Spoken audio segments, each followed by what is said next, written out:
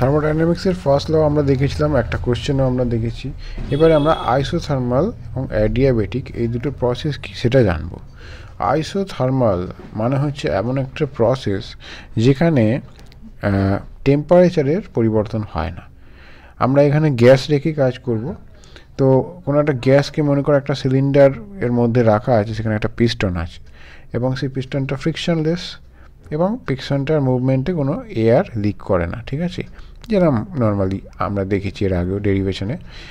তো এইখানে এই গ্যাসটাকে যদি এক্সপ্যান্ড করতে দেওয়া হয়, কেননা গ্যাসের তো একটা প্রেশার আছে, এবং পিস্টনটা যদি ফ্রিলি মুভ করতে চায় মানে দেওয়া হয়, ঠিক আছে, তাহলে গ্যাসটা এক্সপ্যান্ড হতে থাকবে। তো এক্সপ্যানশনের সময় কী হবে, গ্যাসটা কে আমরা যেহেতু যদি বাইরে থেকে কোনো রকম হিট না প্রোভাইড করি, মানে গ্যাসটা এখানে নিজে থেকেই এক্সপ্যান্ড করছে, পিস্টনটা যেহেতু ফ্রি টু মুভ করা আছে, সেই জন্য গ্যাসটা যে ওয়ার্কডানটা করবে পিস্টনটাকে মুভ করে এক্সপ্যান্ড হওয়ার জন্য সেইটা আসছে, তাই সেই ওয়ার্কডানের এনার্জিটা পাবে কোত্থেকে, ওর ইন্টারনাল এনার্জি থেকে। এটা ভালো করে বুঝতে হবে। ইন্টারনাল এনার্জি থেকে মানে হচ্ছে এই ছিল আমার পিস্টন, তার উপরে এই ছিল আমার কন্টেনার, এই ছিল আমার পিস্টন। তাহলে গ্যাস পার্টিকেলসগুলো যে এক্সপ্যান্ড করছে এটাকে ঠেলে, তাই এই যে ওয়ার্কডানটা করছে এই পিস্টনটাকে ঠেলে মুভ করানোর জন্য, সেই ওয়ার্কডানের এনার্জিটা পাচ্ছে কোথা থেকে? আমরা এখানে বাইরে থেকে কোনো রকম এনার্জি সাপ্লাই করে বা হিট সাপ্লাই করে যে এটাকে এক্সপ্যান্ড করছি তার নয়। এখানে আমরা গ্যাসটাকে নিজের থেকে এক্সপ্যান্ড করতে দিচ্ছি। নিজের থেকে এক্সপ্যান্ড করতে মানে গ্যাসটা তার ইন্টারনাল যে এনার্জি ছিল সেই এনার্জিটার অংশ খরচা করে ওয়ার্কডানটা করছে। তাই ইন্টারনাল এনার্জিটা তো অ্যাকচুয়ালি আমরা জানি যে কাইনেটিক এনার্জি গ্যাস পার্টিকেলসগুলোর সেখান থেকেই বেশিরভাগ আসে। তো সেইটা যদি আমরা খরচা করে ফেলি, মানে গ্যাসটা যদি সেটা ওয়ার্কডান করে খরচা করে ফেলে এক্সপ্যান্ড করার সময়, তাহলে তার ইন্টারনাল এনার্জিটা কমে যাবে। মানেই তাই সেই গ্যাসটার থার্মাল যে এনার্জি, সোজা কথা, মানে যেটা টেম্পারেচারের উপর ডিপেন্ড করে, গ্যাসের কাইনেটিক এনার্জি আমরা পড়বো, ঠিক আছে। তো সেইখানে আমরা দেখতে পাবো যে কাইনেটিক এনার্জিটা যদি কমতে থাকে তার মানে টেম্পারেচারটাও কমতে থাকে, তো গ্যাসটা তখন শীতল হতে থাকবে, ঠিক আছে। এটা আমি অঙ্কটাতেও একটু বোঝানোর চেষ্টা করেছিলাম, সিমিলার ঘটনা ওখানেও হয়, এর আগে যে অঙ্কটা আপলোড করেছিলাম।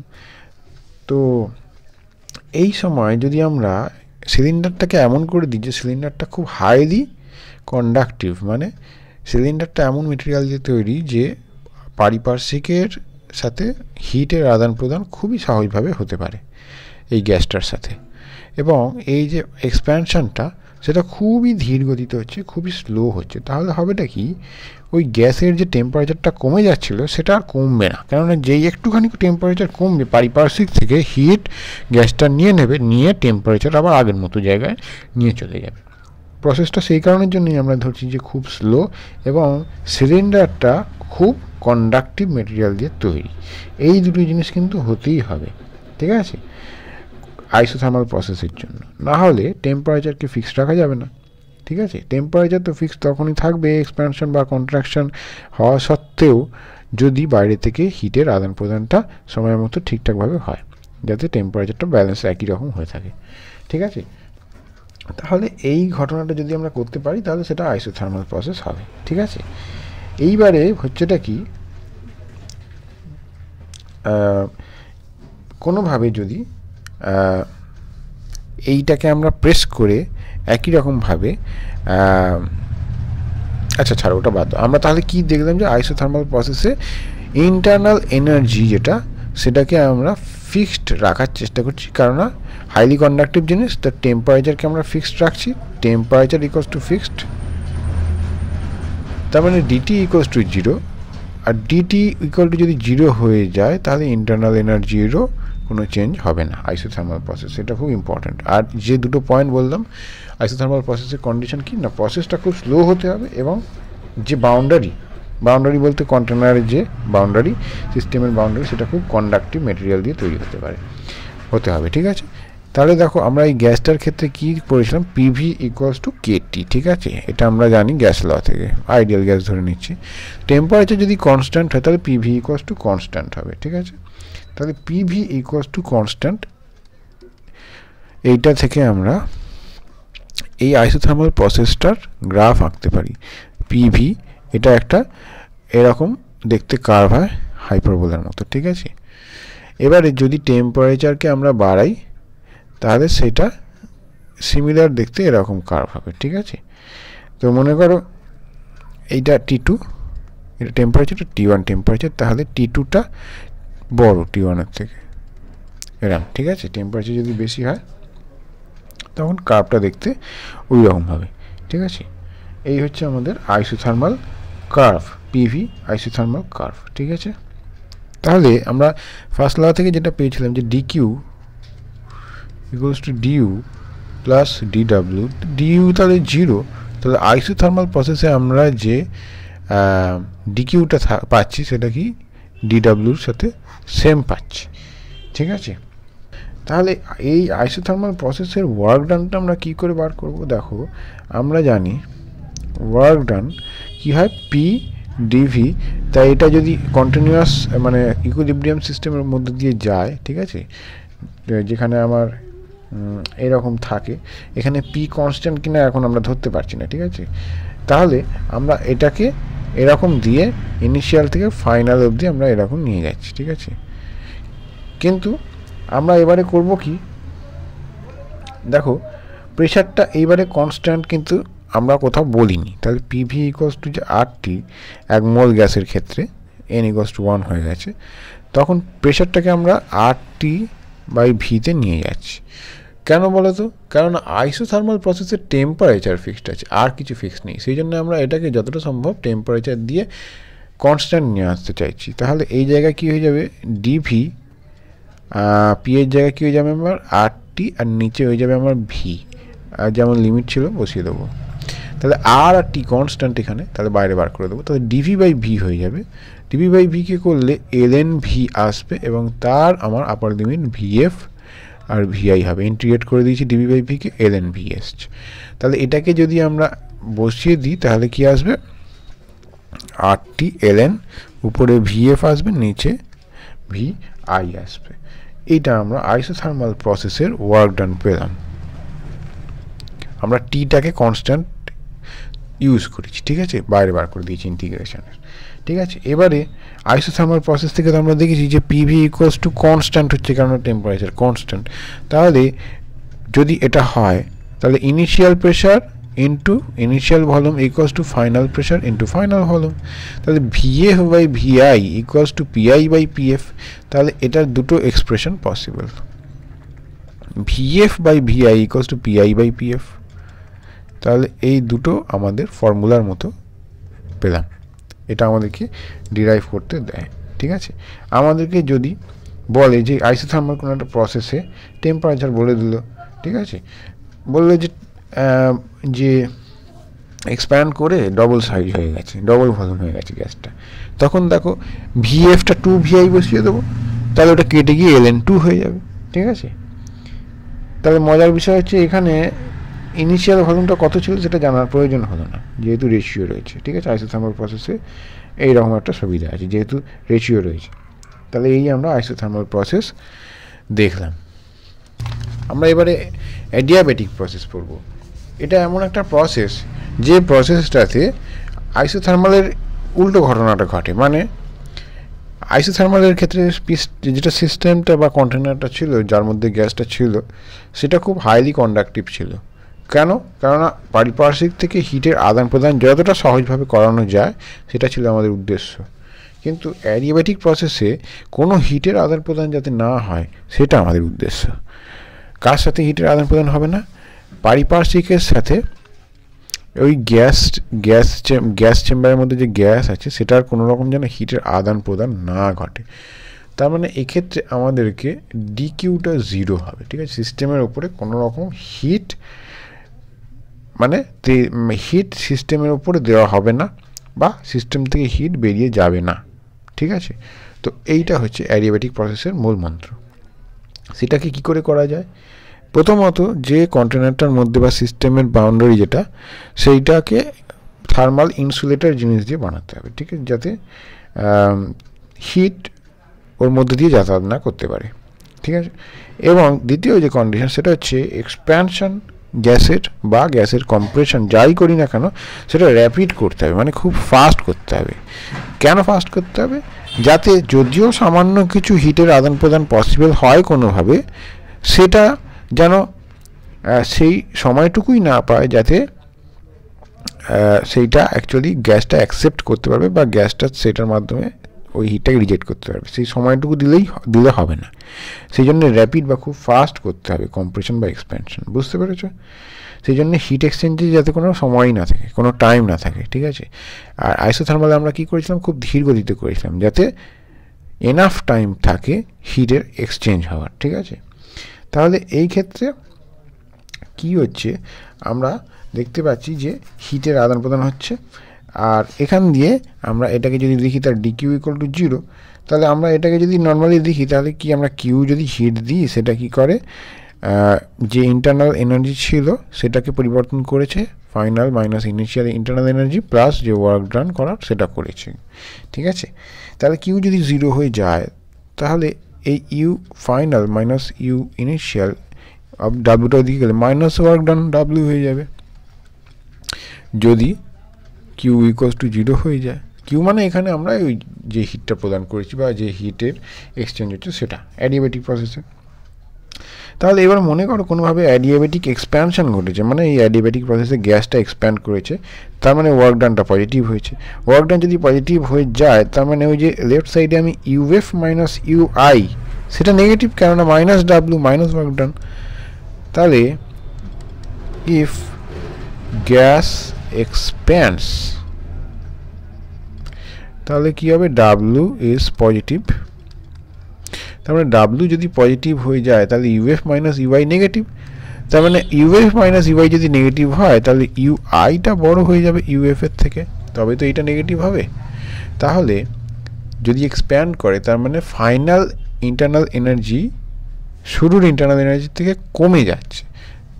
তার মানেটাই হচ্ছে কি, টেম্পারেচার ফাইনাল যে টেম্পারেচার সেটা ইনিশিয়াল টেম্পারেচার থেকে কমে যাচ্ছে, তার মানে গ্যাসটা শীতল হয়ে যাচ্ছে, ঠিক আছে? এটা আমরা দেখি যখন একটা সাইকেলের টায়ার বা বেলুন সেগুলোর মধ্যে যখন পাংচার লাগে, বা বেলুনের থেকে বলা ভালো সাইকেলের টায়ার, যেখানে অনেক প্রেসারে হাওয়াটা ভরা থাকে, তখন কি হয়, যখন পাংচার হয়ে যায় তখন র্যাপিডলি এক্সপ্যানশন হয়।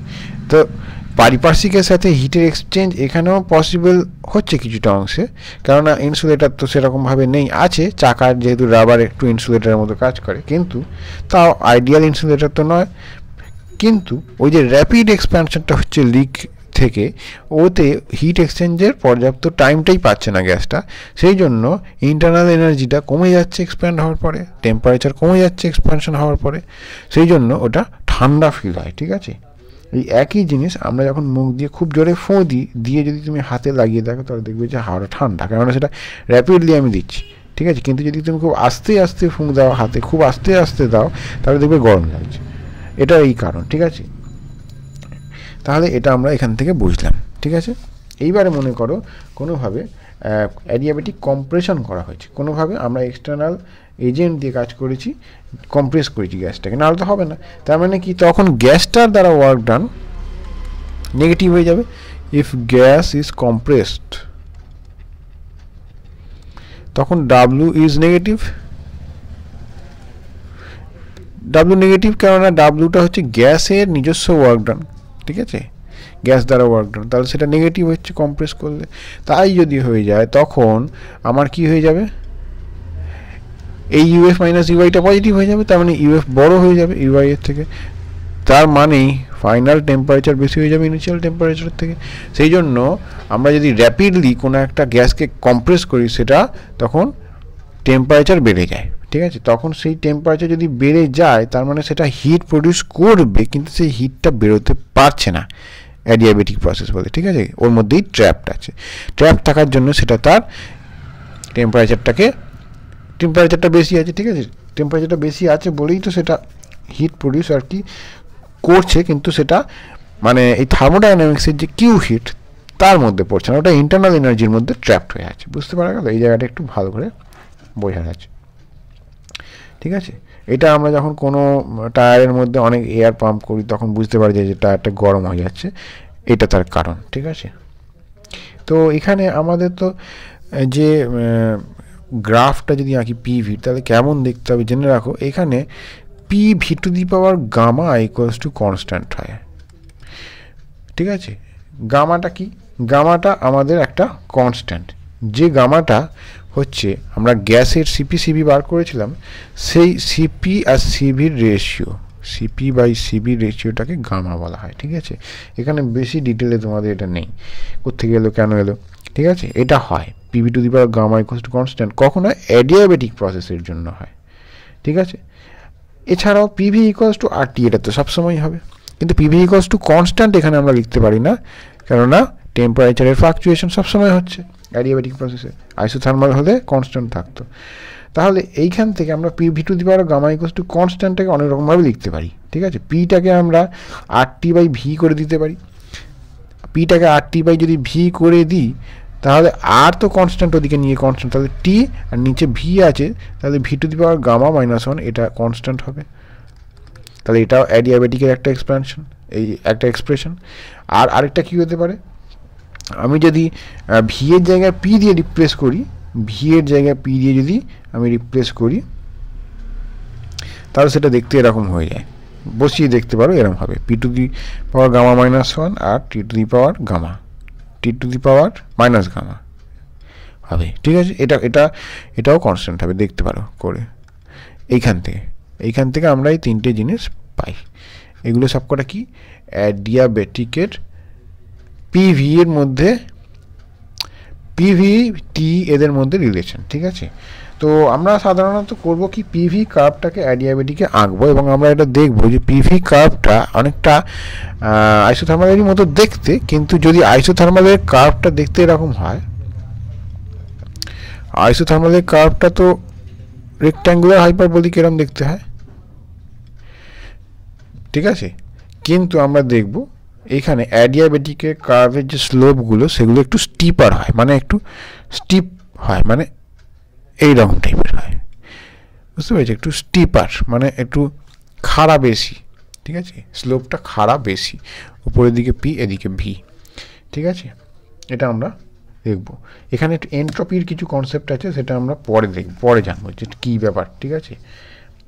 এইবারে এদের মধ্যে আমরা কি করে বুঝলাম যে কার্ভটা এরকম দেখতে হবে স্টিপ, সেটা একটা ফর্মুলা আছে, একটা ডেরিভেশন আছে, সেটা আমাদেরকে দেখাতে পারে পরীক্ষায়। সেই ডেরিভেশনটা হচ্ছে যে দেখাও যে অ্যাডিয়াবেটিক কার্ভের স্লোপটা আইসোথার্মাল কার্ভের স্লোপের যা ভ্যালু তার সাথে গামা গুণ করলে আমরা পাই, মানে স্লোপ অফ কি বললাম adiabatic curve equals to gamma into mu হয়ে গেছে, এটা গামা নিউ হয়ে গেছে, এক সেকেন্ড, গামা ইন্টু কি বললাম আমার আইসোথার্মালের স্লোপ অফ আইসোথার্মাল কার্ভ।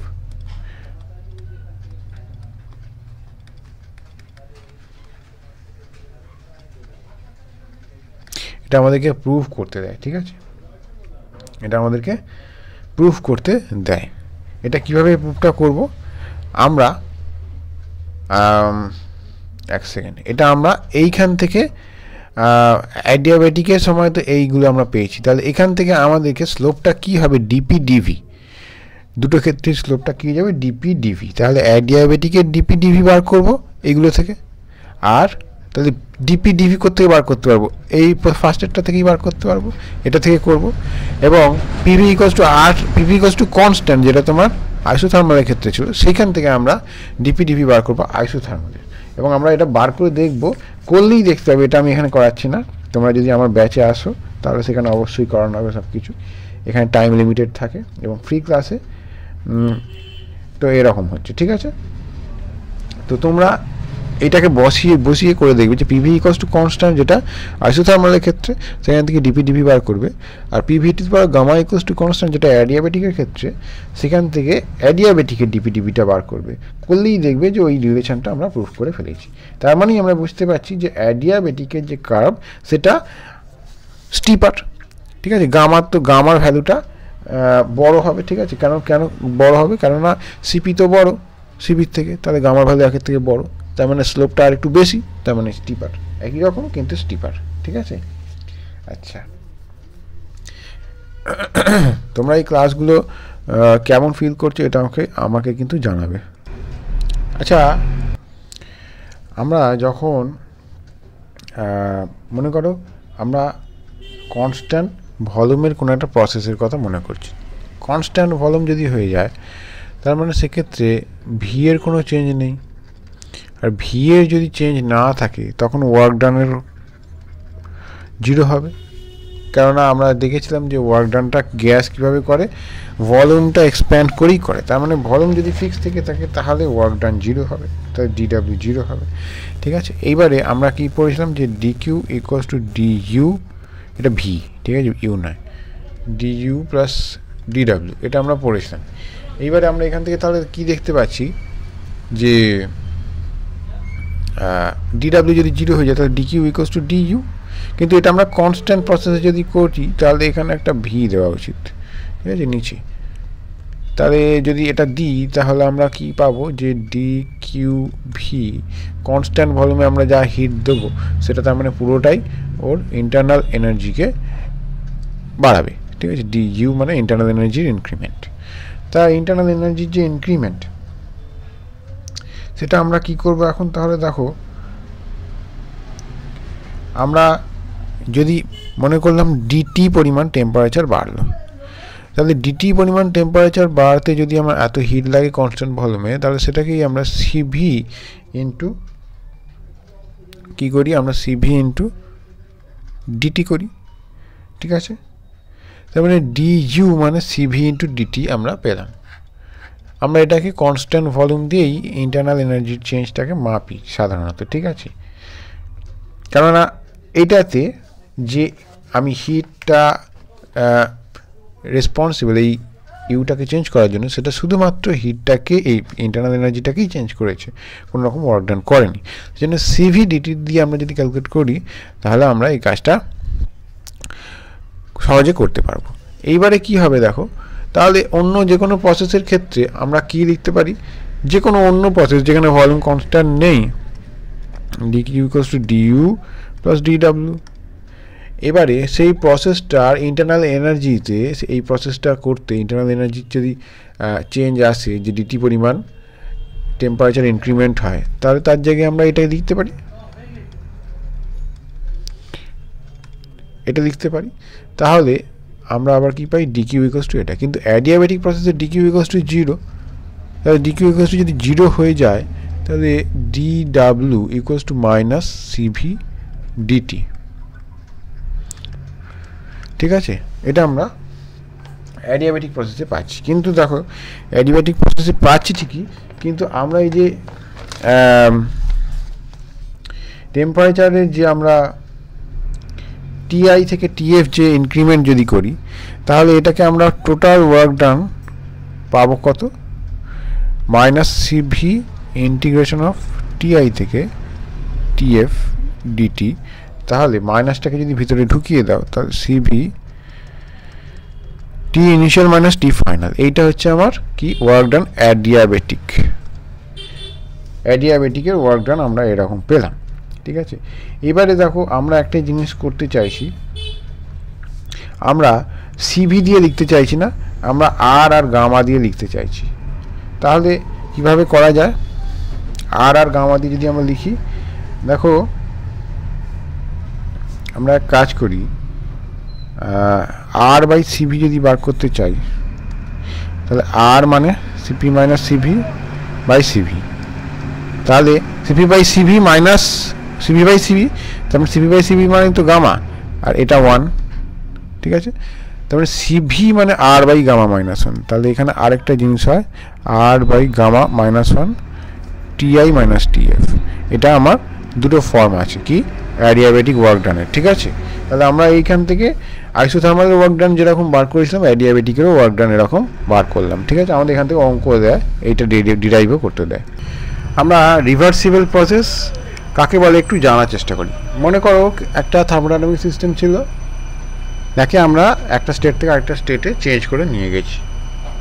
বিভিন্ন স্টেপে ধাপে ধাপে আমরা হয়তো চেঞ্জ করেছি, এবং এই চেঞ্জ করার সময় ইচ স্টেপেতে যে হিট আর ওয়ার্ক ডান করা হয়েছে ফেরত আসার সময় সেই স্টেপগুলোতে, সেই এক্স্যাক্ট সেম স্টেপগুলোতে যদি same amount of negative heat আর নেগেটিভ ওয়ার্ক ডানের ইন্টারাকশন বা এক্সচেঞ্জ হয়, মানে মনে করো এ থেকে বিতে যেতে সোজা কথায় যদি আমাকে যা পরিমাণ হিট দিতে হয়েছিল বি থেকে এ ফেরত আসার সময়ও সেই একই পরিমাণ হিট আমাকে দেবে সিস্টেমটা, মানে রিলিজ করবে। এইরকম ওয়ার্ক ডানেরও ক্ষেত্রে যদি সে কোনো পজিটিভ ওয়ার্ক ডান করে থাকে সিস্টেমটা, ফেরত আসার সময় বি থেকে এ স্টেটে ফেরত আসার সময় নেগেটিভ ওয়ার্ক ডান করবে, মানে গ্যাস যদি এক্সপ্যান্ড হয়ে থাকে তাহলে ফেরার সময় কম্প্রেস হবে, ঠিক আছে। তো এই রকমের জিনিস যদি পসিবল হয় করা, তখন সেই প্রসেসটাকে আমরা রিভার্সিবল প্রসেস বলবো, ঠিক আছে। রিভার্সিবল প্রসেসে প্রত্যেকটা স্টেপের মানে যদি ব্যাকওয়ার্ড আমরা ঘটাই, তখন যা যা হিট এবং ওয়ার্ক ডানের মানে কাজ হয়েছিল সেগুলো যেন অপোজিট হয়, তবেই সেটা রিভার্সিবল প্রসেস হবে, ঠিক আছে। আর যদি না হয়, যদি রিলিজড কোনো একটা স্টেপ থেকে রিলিজড হিট বা টেকেন হিট যাই হোক বা ওয়ার্ক ডান এগুলো যদি চেঞ্জ হয়ে যায়, আগের মতো না হয়, তখন সেটা ইরিভার্সিবল প্রসেস হয়। প্রকৃতিতে সব রকমের প্রসেসই ইরিভার্সিবল প্রসেস, ঠিক আছে, কারণ ডিসিপিটিভ ফোর্সেস আমাদের নেচারে সবসময় এক্সিস্ট করে।